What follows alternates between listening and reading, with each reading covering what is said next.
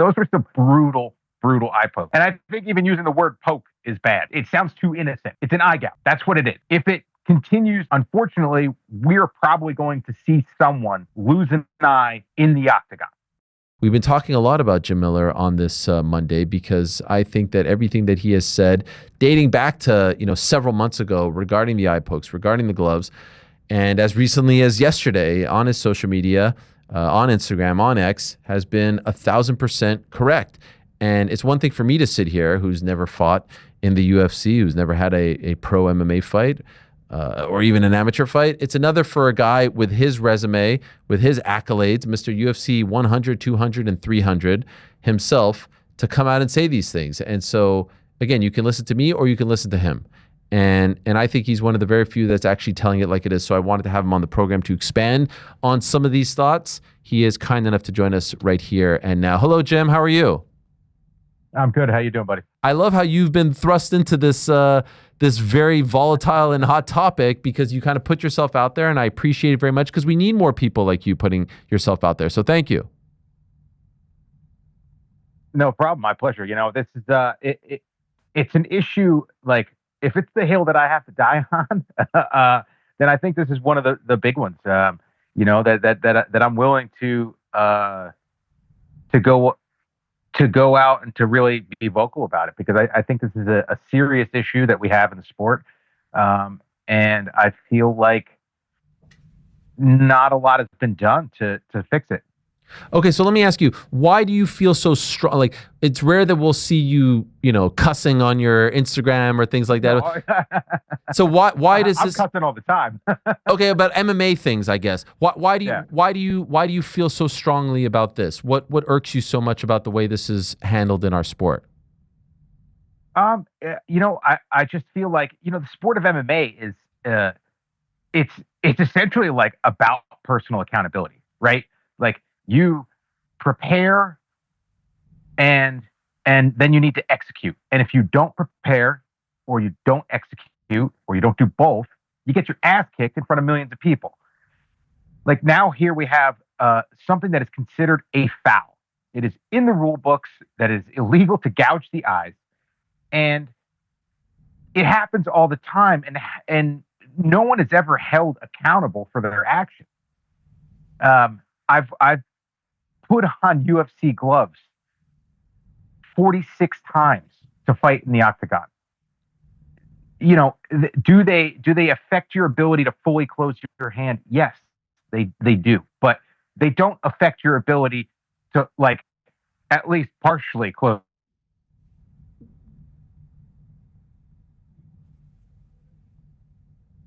We lost him there. He was about to start cooking. And we lost him. Did we fully lose him? Sometimes I don't know if it's the internet or if... Okay. Oh, wait. Jim, sorry, we lost you there. You froze up on us. Yeah. As you said, okay. Partially closed. Yeah. Like, there's obviously material in the palm of your hand when you're wearing a UFC glove or any MMA glove and a wrap. So you can't do fine stuff. You're not gonna do brain surgery wearing a pair of UFC gloves, but you can close your hand. And when fighters don't close their hand, that's when the eye pokes happen, and no one seems to be held accountable when it actually does. For those who maybe are very new to the sport, just for the record, the man we're speaking to right here, most fights in UFC history, 46. Most wins in UFC history, 27. Second most finishes in UFC history, 19. Number one is Oliveira with 21. Second most submissions in UFC history, 13. One is Oliveira, 17. Total fight time, 7 hours, 29 minutes, 38 seconds. That's fourth longest in UFC history. So this man knows. How many times have you poked someone in the eye in your UFC career? I'm not even talking about your pre-UFC career, just these fights that I mentioned here. How many times? If I... never throwing a strike, right? The first time that I fought Donald Cerrone, he hurt me to the body.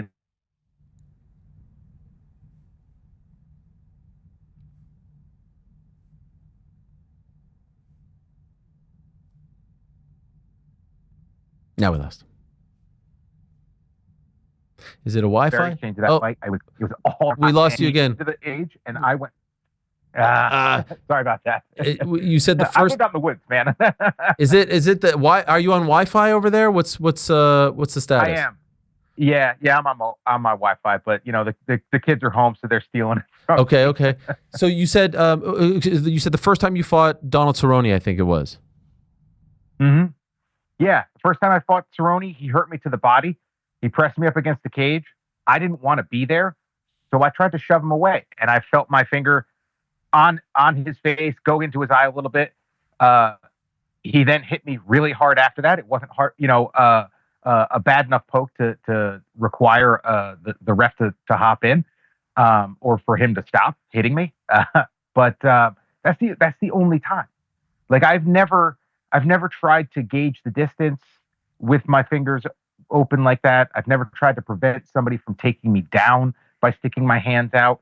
And if you look at the guys with the most time spent in the octagon, you see a handful of fighters that you've never seen poke somebody.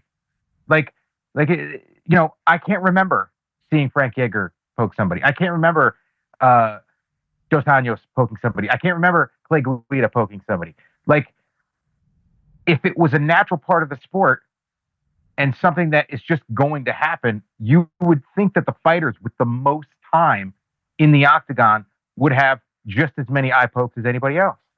And so specifically regarding what happened on Saturday, Tom Aspinall Ciryl Gane, he gets poked in the eye multiple times. Once in a takedown attempt, which no one seems to be talking about, and then once the finishing sequence, if you will. What did you make of that and the aftermath of that sequence? Like Gon was doing really well, right? Like, and that's kind of one of the defenses of him is it's like, hey, he was winning. Why would he poke him in the eye? But Tom's not a guy that he wanted on top, right? He wanted to keep the distance. He wanted to make it a striking battle. So there were some moments where that first one in the first round where he kind of got him, and that one exchange. Yeah, he's trying to push away, and he's creating that distance. And for some of my peers that have fought before to be judging Tom on how they felt when they got their eye poked, like I've been poked really bad, and I've been poked bad enough to like need a second, and it's all going to be different. We can't be in Tom's body and understand how it felt. I got poked when I fought Dan Hooker. The referee didn't acknowledge it. He just asked if I was okay, which in my mind, in that instance, I can't say no. So I just continued to fight, and I could not see out of my left eye anymore. And it was really difficult to even see out of my right eye. If you've been hitting the eyeball really hard, you would notice that like it's not it kind of shuts things down. So I think Tom's getting a pretty raw deal on it. I don't think that Ciryl meant to poke him in the eye. I think he was trying to keep the distance. I think he was trying to keep Tom away, and it is a natural stance to open that hand and try to palm. But I feel like if we started punishing the fighter.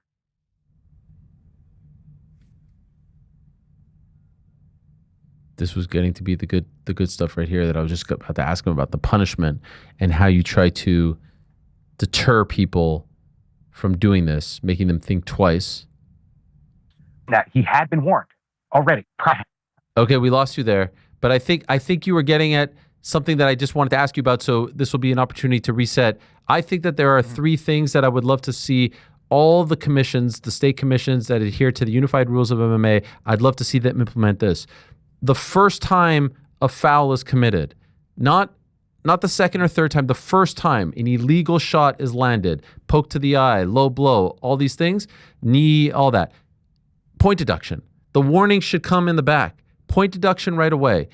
If the fighter who was hit with the illegal shot can't continue, that should be a DQ. That should be a DQ victory for the guy who got hit with the illegal shot, a DQ loss for the guy. This whole nonsense of intentional, unintentional, to me drives me nuts.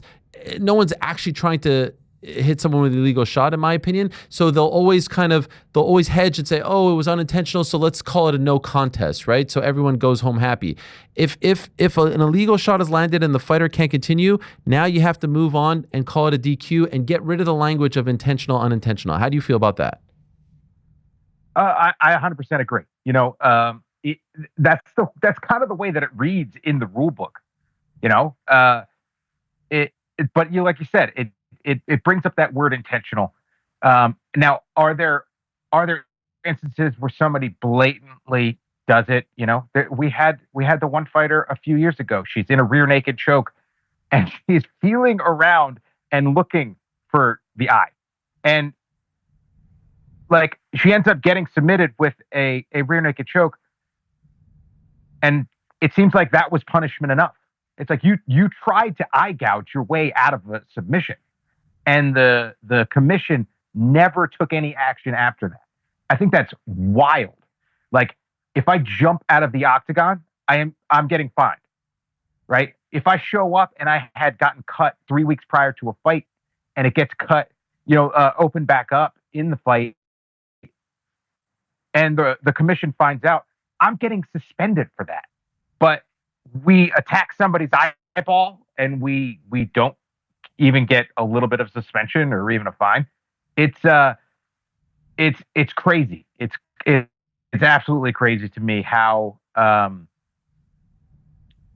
it's like this. They're fouls, or they're called fouls, but we don't treat them like fouls. So how do we prevent the behavior if we don't actually penalize it? So we're on the same page, but I want to offer a differing opinion.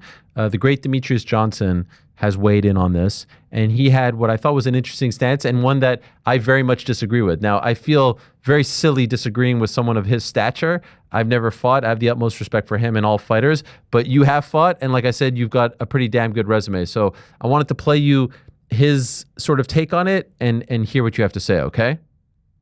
Here's DJ. People don't understand. They always talk about, when are we going to fix eye pokes in mixed martial arts? Newsflash, you're never fucking going to do it. The reason why is because as human beings, our natural reaction when somebody comes towards us is to open my hands and stick my hands out.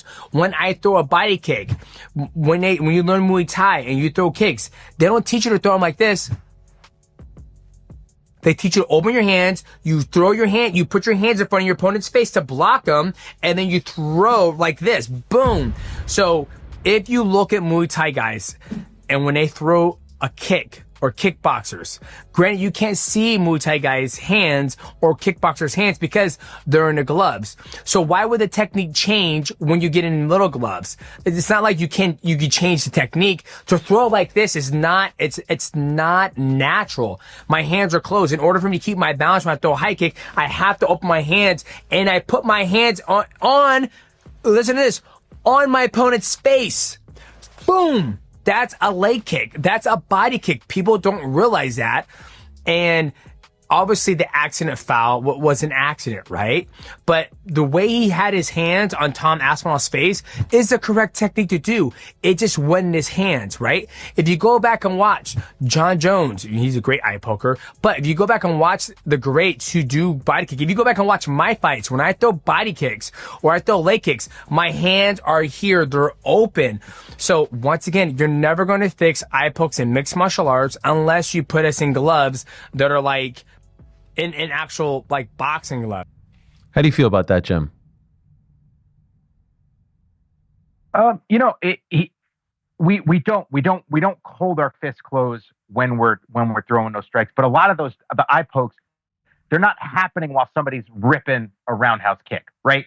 They're usually pushing away, preventing a clinch, preventing trying to create space when somebody's closing the distance to throw strikes.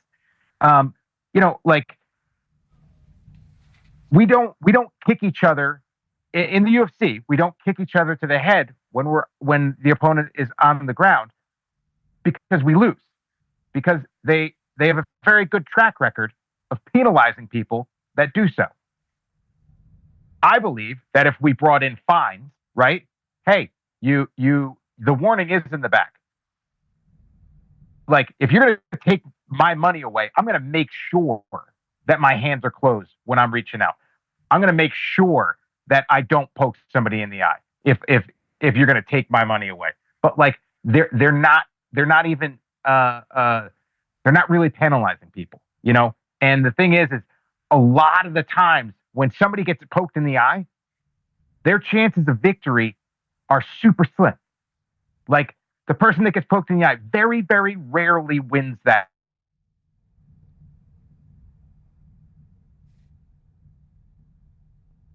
It's coming. He's coming. He's coming. We're fighting through it. We're fighting through it. Like a flurry at the... Oh, now he's back. Oh, I thought I heard him. No? I thought I heard him. Maybe we lost him. Oh, okay. Now he's back. You're back. You're back.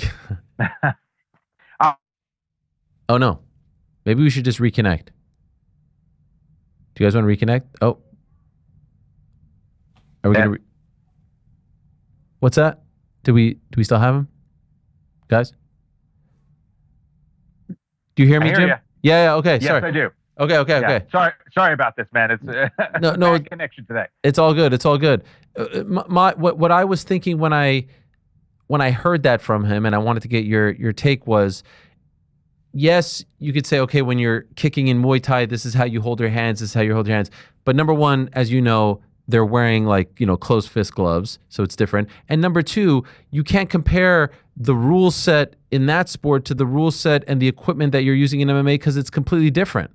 It's completely different. I think we lost Jim, by the way. I think I'm speaking to myself here. He's completely frozen. Can we just reconnect with him, guys, and try to reestablish the connection? We got it. Okay. I felt like his face was too locked in there, and I'm like, what's the point of saying this if he's not going to be there? Something just flew out the window as well. I just saw that too. All kinds of craziness happening here. We'll reconnect with him, and I'm just trying to offer as much knowledge and insight into this as possible.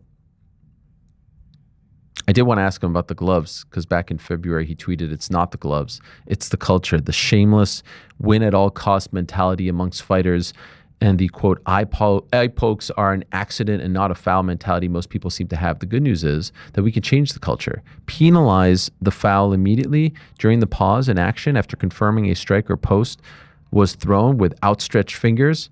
I believe not only a point deduction, but also a purse deduction would have a rapid effect on how many pokes we see. I've come to these conclusions after being taped into those gloves 45 times. It's now more, totaling over 7 hours inside the octagon, landing over 1,200 significant strikes, none of which were thrown with extended fingers. And I also slept at a Holiday Inn Express a few times. He also added to that and said, and that doesn't mean that all pokes are intentional. A vast majority seem to come from a passivity or a lack of aggression, trying to create space or avoid being hit or clinched. Penalizing them would make a huge impact. And so again, that goes to what he was saying regarding what DJ was saying. Okay, we do have Jim back. Okay, there he is. So I don't know if you heard what I was saying there, but it was basically that you're not using the same type of equipment in MMA, and the rule set isn't the same. You can't take someone down in Muay Thai, so you can't compare the two. You're using different gloves. So I found his explanation to be a little bit off regarding what we were talking about right now. So did I. And DJ's phenomenal, right? Yes, I love him. But yeah, I feel like that I don't agree with that take. There's a lot of takes on this whole thing that are crazy to me. The comparison to Michael Bisping, it's like, oh, Michael Bisping won the world title without an eye. So then they're giving Tom crap like he should do the same thing. Bisping didn't lose his eye in that fight with Rockhold. He was kicked by Vitor and had complications because of that, and that's what happened. That's how he lost his eye. Not actually in that fight. Wasn't experiencing the pain of losing his eye or being poked in the eye or hit in the eye in that fight with Rockhold. So it's a completely different scenario, and I think it's like it's ridiculous to even compare the two. You've talked. I read your tweet from February regarding the gloves, and your stance is it's not the gloves. Even though we talk about the rounded gloves and all this stuff, so you don't believe anything. Because I wanted to ask you regarding something that Josh Barnett tweeted out regarding the gloves as well, which I thought was interesting because we've shown the different gloves, like the Pride gloves were more curved, the UFC gloves are a little more straight. Can we show Jim Josh's tweet? Here it is. Someone asked him about the Ryzen gloves because they're very much like the Pride gloves, and he writes back that they're far superior. The issue lies solely with the UFC here and an unwillingness and perhaps lack of understanding to make such a change. I even say lack of understanding in that they use a glove with no thumb attachment / connection, which inherently makes the glove a flawed and less effective design, and it doesn't fully conform to the fist properly, which likely has led to more broken hands. What do you think of that stance from Josh? The gloves are different. I honestly, I don't believe that it is a glove issue, and some people like to tease me a little bit when I say this, but I believe it is a cultural issue, right? The culture of fighting in the UFC is different than it was in Pride. In Pride, you had yellow cards.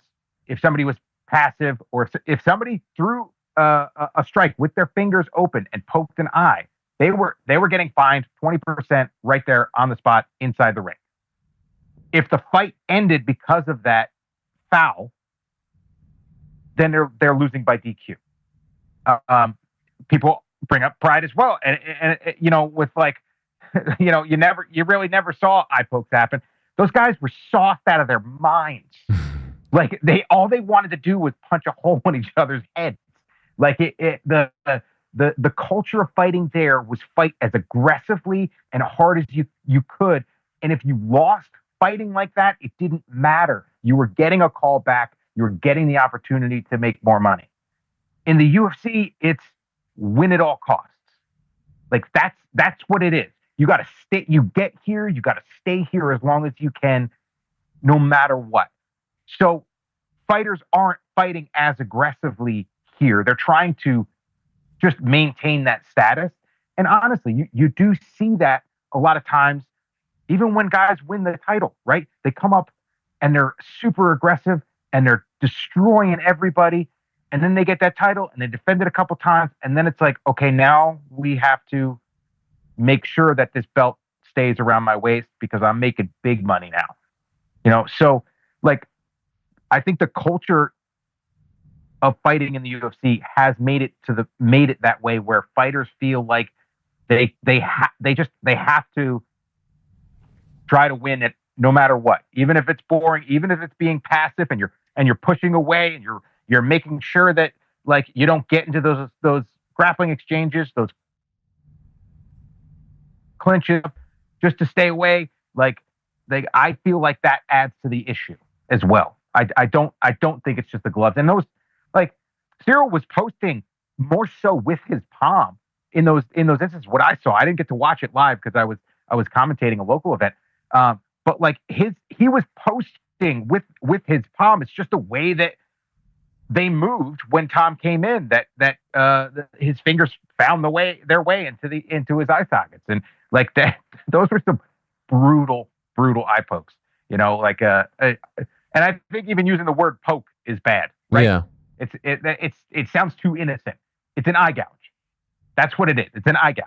And if it continues the way that it's going, unfortunately, we're probably going to see someone lose an eye in the octagon, right? Buddy of mine, Vitor Shaolin Hiberio, he lost his eye being cut by the tape or the Velcro on a fight or in a fight in Japan. And like he front headlock position, kind of turtled up, grabbing JC's wrist, and when JC pulled his wrist out, it sliced his eye open. Like, and I saw him go through this, and have to try to like refill his eye. He had to sleep face down for months and all sorts of crazy stuff. And yeah, I just feel like if we don't start punishing the foul in one way or another, whether that is with a monetary fine or if that is with immediate being taken away, it's the behavior is just going to continue, and sooner or later, something worse is going to happen. You mentioned in your video that you posted yesterday on your Instagram that you are suffering from some kind of lack of vision as well. Where did that come from? So I've taken two pretty good eye pokes throughout my career. The first one was in the fight with Dan Hooker. He made pretty good in the left eye. Two.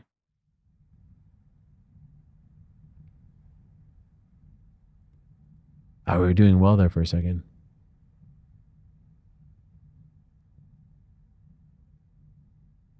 Scratches on the actually cut it when I had it stitched closed. I had to just watch and feel the surgeon, stitching my eyelid. Oh, geez. Which was fun. So, my vision has been not as good as it was after that. And then when I fought Alex Hernandez, he caught me. I think it was in the first round on the outer side of my right eye, and it caused a traumatic cataract. That amazingly, they're not supposed to get better, but it got better. And maybe it's just my brain kind of seeing around the blurry spot, but it hasn't affected my ability to fight. It hasn't affected really too many things. Like I jokingly said, in the video, the biggest thing that I have from that is that now when I draw my bow back and I look through my peep, it's harder to see. It's harder to focus on targets far away. Where a handful of years ago I could see it there. So I was like, boo-hoo, I can't shoot my bow at 100 yards anymore. So that's kind of one of those things. They're nagging, not nagging, but like permanent injuries that I've had from fighting, and it could be worse. So it is what it is. On a personal note, last time we saw you was in April. Yep. When will we see you again? I was hoping to fight in the summer and then the fall, and things kind of just got in my way. Dealing with an injury going into that fight in April that took forever to heal, and just dealing with some personal stuff. In the home now. Some health issues in my family, so I'm just kind of getting back into getting a little more consistent with training. So hopefully beginning of next year, I'll be able to get in there, and then, maybe if I can get in there and be healthy and fight in like February or something like that, I wouldn't turn down fighting on the White House card. I think it's going to be absolutely ridiculous to be fighting outside, and probably the security issues, dealing with that. It won't be the easiest venue to fight on, honestly, but I wouldn't turn it down if it was offered to me. No, I don't think anyone would think that. And we're shooting for 50, right? Yeah, that's the goal. So another 4, and the goal is to obviously win all of them. But if I can get at least 3 of them and get to 30 wins in the UFC, that'd be nice even numbers for me, and my brain would like that. Well, good luck in that pursuit. Great stuff. Keep spreading the gospel. Keep speaking the truth when it comes to this stuff. I appreciate it. And hopefully some sanity starts to come to the sport. Thank you, Jim. Appreciate it very much. Thank you for having me. There he is, Jim F. Miller. Thanks for watching this video. Before you go, if you haven't already, hit that subscribe button for us. Also, give us a thumbs up, leave a nice comment. These things go a long way. And while you're here, do check out the rest of the channel. We've got live shows and full interviews, clips, and a whole lot more. We're doing big things here, and we appreciate your support very much.